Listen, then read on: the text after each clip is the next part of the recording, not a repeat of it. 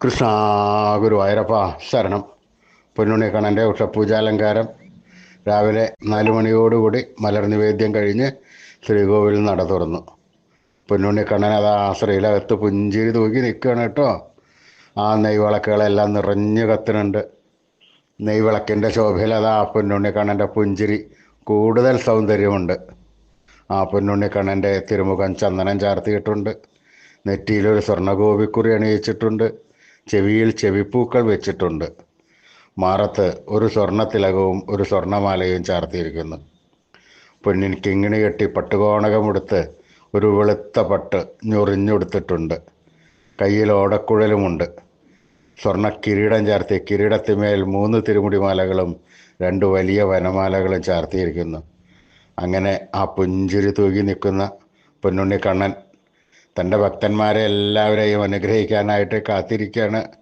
നട തുറന്ന സമയത്ത് ഈ സുന്ദര രൂപം ഭക്തന്മാരെല്ലാവരും കണ്ട് ആനന്ദത്തിൽ ആറാടി ആ കണ്ണൻ്റെ അടുത്തേക്ക് നാരായണ നാമമന്ത്രവും ചൊല്ലിയതാ ഓടി ഓടി ഓടിപ്പോകുന്നു.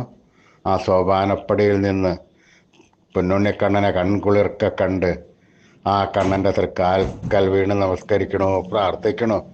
കണ്ണൻ അവരെ എല്ലാവരെയും അനുഗ്രഹിക്കണോ. ആ പൊന്നുണ്ണിക്കണ്ണൻ്റെ ആ സുന്ദര രൂപം നമുക്കും നമ്മുടെ മനസ്സിലേക്കൊന്ന് ആവാഹിച്ചാലോ. ഒരു നിമിഷം എല്ലാവരും കണ്ണടച്ചോളൂ കേട്ടോ.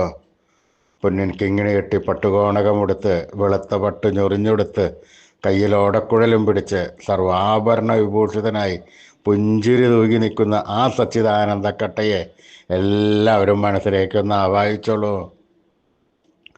ആ പൊന്നുണ്ണിക്കണ്ണൻ അവിടെ വന്നു കഴിഞ്ഞാൽ ആ പൊന്നുണ്ണിക്കണ്ണൻ അവിടെ പ്രതിഷ്ഠിച്ച് ആ കണ്ണനെ ഒന്ന് താലോലിച്ച് കുറച്ചു നേരം കൊഞ്ചിച്ച് കുറച്ചു നേരം സംവദിച്ച് ആ കണ്ണൻ്റെ കാൽ വീണ് നമസ്കരിക്കാം. ഒരു മുത്തം കൊടുക്കുകയും ചെയ്യാം. കണ്ണൻ നമ്മളെല്ലാവരെയും അനുഗ്രഹിക്കും, അതുറപ്പാണ്. നാമം ചൊല്ലിക്കോളൂ. കണ്ണൻ്റെ തിരുനാമം ഉറക്കെ ഉറക്കെ ജപിച്ചോളൂ. നാരായണ നാരായണ നാരായണ നാരായണ. സ്നേഹത്തോടുകൂടി, ഭക്തിയോടുകൂടി, വാത്സല്യത്തോടുകൂടി, വിശ്വാസത്തോടുകൂടി നമ്മുടെ പൊന്നുണ്ണിക്കണ്ണൻ്റെ നാമങ്ങൾ ഉറക്കെ ഉറക്കെ ജപിച്ചോളൂ എല്ലാവരും. അതിൽ കൂടുതൽ സ്നേഹത്തോടുകൂടി കണ്ണൻ നമ്മുടെ അടുത്തേക്ക് ഓടി വരും. ഓടി വന്ന് വേണ്ട സമയത്ത് വേണ്ടതെല്ലാം വാരി കോരിത്തന്ന് കണ്ണൻ നമ്മളെ അനുഗ്രഹിക്കും, അതുറപ്പാണ്. അപ്പോൾ ഉറച്ച വിശ്വാസത്തോടു കൂടി എല്ലാവരും നാമം ജപിച്ചോളൂ കേട്ടോ. നാരായണ നാരായണ നാരായണ. കൃഷ്ണായ വാസുദേവായ ഹരേ പരമാത്മനെ പ്രണതക്ലേശനാശായ ഗോവിന്ദായ നമോ നമഃ. കൃഷ്ണായ വാസുദേവായ ഹരേ പരമാത്മനെ പ്രണതക്ലേശനാശായ ഗോവിന്ദായ നമോ നമഃ. കൃഷ്ണായ വാസുദേവായ ഹരേ പരമാത്മനെ പ്രണതക്ലേശനാശായ ഗോവിന്ദായ നമോ നമഃ. അച്യുതാനന്ദ ഗോവിന്ദ അച്യുതാനന്ദ ഗോവിന്ദ അച്യുതാനന്ദ ഗോവിന്ദ. ഈ നാമത്രയ മന്ത്രം എല്ലാവരും ജപിച്ചോളൂ കേട്ടോ. തലമുറകൾ കൈമാറി തന്ന ഋഷീശ്വരന്മാർ ഉണ്ടാക്കിയ മന്ത്രമാണ് ഈ നാമത്രയ മന്ത്രം.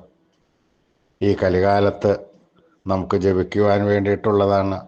ഇത് ജപിച്ചു കഴിഞ്ഞാൽ നമുക്ക് ആയുരാരോഗ്യ സൗഖ്യം, സർവസമ്പൽ സമൃദ്ധി, സർവ ഐശ്വര്യം, സന്തതി പരമ്പരകൾക്കെല്ലാം ശ്രേയസ് ഉണ്ടാകുന്നതാണ്.